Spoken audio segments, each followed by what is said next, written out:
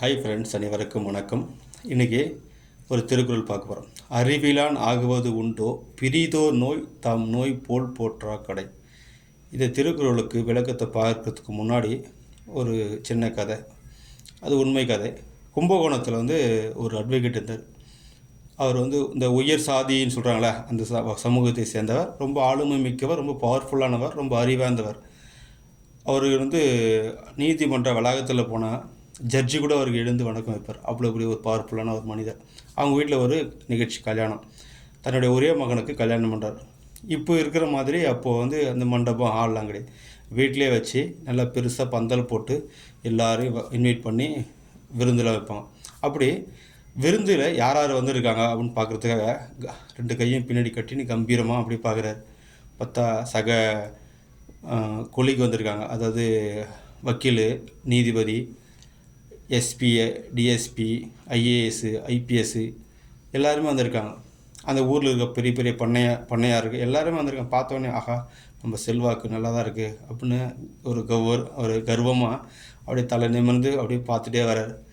ஒரு இடத்துல பார்த்தா அழுக்கு சட்டப்பட்டு ஒரு பிச்சைக்காரன் உட்காந்து சாப்பிட்டு இருக்கான். பார்த்தோன்னே ஷாக் ஆகிறார், ரொம்ப டென்ஷன் ஆகிறார். உடனே தன்னுடைய பிஏவை கூப்பிட்டு அந்த பிச்சைக்காரனை முதல்ல விரட்டு அப்படின்றாரு. அவன் போனான். அப்போ தான் சாப்பாடு அவனுக்கு போட்டாங்க. அது கையில் வச்சு பிசைஞ்சிட்ருக்கான். அதை பார்த்தோன்னே அவனுக்கு மனசு வரல. ஐயோ, எப்படி அவனை விரட்டுறதுன்னு சொல்லிட்டு திருப்பி அந்த அட்வொகேட் கிட்ட சொல்கிறான். அட்வொகேட்டு எந்த இடத்துல ஒரு பிச்சைக்காரன் சாப்பிட்டான்னு சொல்லிட்டு அவரே நேராக போயிட்டு அவன் கையை பிடிச்சி இழுத்துன்னு போயிட்டு, பிச்சைக்காரன் நாயே, விஐபியில் சாப்பிட்ற இடத்துல உன் தகுதி என்ன, உன் தராதரம் என்ன, இங்கே சாப்பிட வந்துருக்கிற அப்படின்னு சொல்லிட்டு வெட்டுறான். அவன் அப்படியே கெஞ்சிறான். ஐயா, 3 நாளாச்சு சாப்பிட்டு ரொம்ப பசியாக இருக்குது, 2 வாயாவது சாப்பிட்டுக்கிறேன் அப்படி கெஞ்சலாக கேட்குறான். திருப்பி உன் தகுதி தராதரெல்லாம் சொல்லி அவனை வெட்டிறார். அப்போ அவன் இந்த பசியில் தான் என்ன சொல்கிறேன்னு தெரியாமல் ஒரு வார்த்தை சொல்கிறான். அட்வொகேட்டு, நல்லா நோட் பண்ணிக்க, இன்னும் 1 மாதத்தில் நான் இங்கே நிற்பேன். நீ ஏன் கூப்பிட்டு எனக்கு உணவு பரிமாறுவேன்? இது நடக்குதில்லையே பாரு அப்படின்றான். போடா பெரிய முனிவர், இவர் சாபம் வர்றாரு, போடா பிச்சைக்காரன் நாயை அப்படின்னு சொல்லிட்டு வெட்டிறான். அப்போது அந்த புது மாப்பிள்ளை அவங்க வீட்டில் சில நிகழ்ச்சிகள் நடக்கும்ல, கல்யாணம் ஆன புதுசில். ஒரு நாள் சங்கீத கச்சேரி நடக்குது. அப்போது அந்த மாப்பிள்ளை இப்போ இருக்கிற மாதிரி ரெஸ்ட் ரூம் போனால் பாத்ரூம்லாம் கிடையாது. அப்போ தோட்டத்துக்காக போயிட்டு வரும்போது ஏதோ ஒரு விஷப்பூச்சி ஏதோ கடிச்சிது. அது என்னென்னு தெரியல. ஆனால் அது அவன் அறியாமல் அப்படியே உட்காரும் போது திடீர்னு மயக்கம் போட்டு கீழே வந்துடுறான். அவங்க அம்மா கதறாங்க. ஐயோ, என் மகனுக்கு என்ன ஆச்சுன்னு.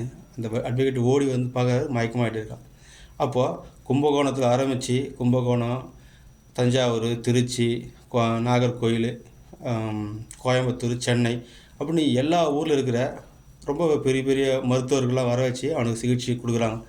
ஆனால் என்ன தான் சிகிச்சை கொடுத்தாலும் ஒரு 10-15 நாளுக்குள்ளே அவனை காப்பாற்ற முடியல, அவன் இறந்துறான். இப்போ அடுத்தது அந்த ஈமச்சடங்கு, காரியெல்லாம் சொல்லுவாங்களே, அது செய்கிறாரு. அதே மாதிரி பந்தெல்லாம் போட்டு அப்போ சாப்பாடு எல்லாருக்கும் போடுறாரு. பார்த்தா அந்த பிச்சைக்காரன் நிற்கிறான். பார்த்தோன்னே இவரோடைய ஷாக் ஆகிறாரு. டேய், சொன்ன மாதிரி நிற்கிறியாடா, யாரா நீ என்னடா கால பைரவனடா, நீ இப்படி நிற்கிறியாடா, சாப்பிட்றானுங்க, கையை பிடிச்சி கூட்டு உட்கார வச்சு அவனுக்கு அழுதுனே சாப்பாடு கொடுக்குறாரு. என்னாச்சுன்னு கேட்குறாரு. என் மகன் தவறிட்டேன்டா, நீ சொன்ன மாதிரி நடந்துச்சுடாண்ணா. ஐயா, தப்பாக நினைக்காதீங்க, நான் மனசறிஞ்சதுன்னு சொல்ல, அந்த பசி மயக்கத்தில் எதுவும் சொல்லிட்டேன், நான் தப்பாக சொல்லலை. அட்வொகேட் ஐயா, ஒரே ஒன்று மட்டும் கூட சொல்லிக்கிறேன். இந்த சிமெண்ட் இருக்குல்ல, இந்த சிமெண்ட் எடுத்து நீங்கள் எங்கெல்லாம் பூசினா கூட அதை அப்படியே சுரண்டனா அப்படி பல உளுந்துடும்.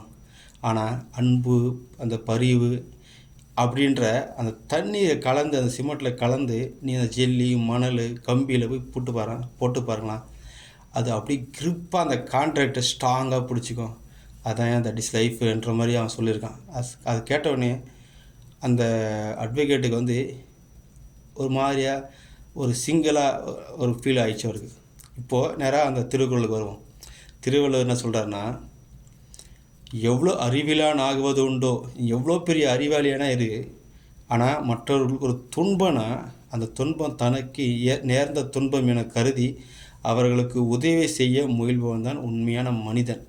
அப்படி ஒரு துன்பம் கண் எதிர்க்கு பார்த்துட்டு அதை கடந்து போகிறான்ல, அப்படி போகிறவன் அவன் எவ்வளோ பெரிய அறிவாளியாக இருந்தாலும் என்னை பொறுத்த வரைக்கும் அவனை மனிதனாக கூட கருத முடியாது அப்படின்னு திருவள்ளுவர் சொல்கிறார். நன்றி.